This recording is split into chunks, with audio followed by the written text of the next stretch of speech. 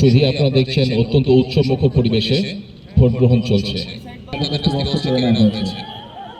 এবং আপনারা আরো লক্ষ্য করেছেন যে বাংলাদেশের জাতীয় সংসদ নির্বাচন ও গণভোট 2026 এই নির্বাচন ও গণভোটকে অবাধ, সুষ্ঠু, নিরপেক্ষ ও গ্রহণযোগ্য হিসেবে অনুষ্ঠিত করার লক্ষ্যে বাংলাদেশ সেনাবাহিনীর 7 পদাতিক ডিভিশন, বরিশাল বিভাগের সকল জেলা এবং মাদারীপুর এবং বাগেরহাট জেলায় অন্যান্য আইনশৃঙ্খলা রক্ষাকারী বাহিনীর সাথে মোতায়েন আছে এবং আমরা সর্বোচ্চ প্রস্তুতি নিয়ে রয়েছি।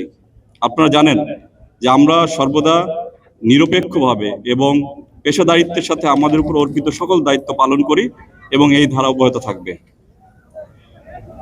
ভোটারগণের নিরাপত্তা নিশ্চিত এবং ভোটের জন্য সুন্দর, সুস্থ একটা শান্তিপূর্ণ পরিবেশ বজায় রাখা এখন আমাদের মূল লক্ষ্য। এই কাজে বাধাদানকারী সে যেই হোক না কেন, আমরা কঠোর হস্তে তাকে দমন করব।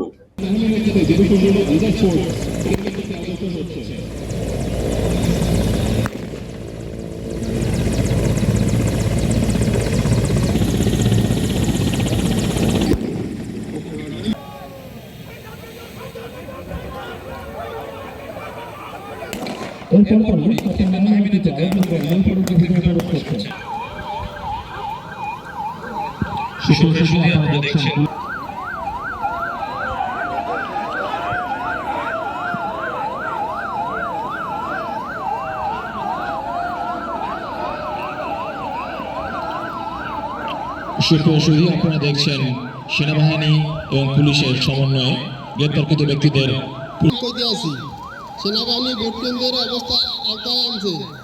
আপনারা এখন ভোট কেন্দ্রে থাকতে পারেন।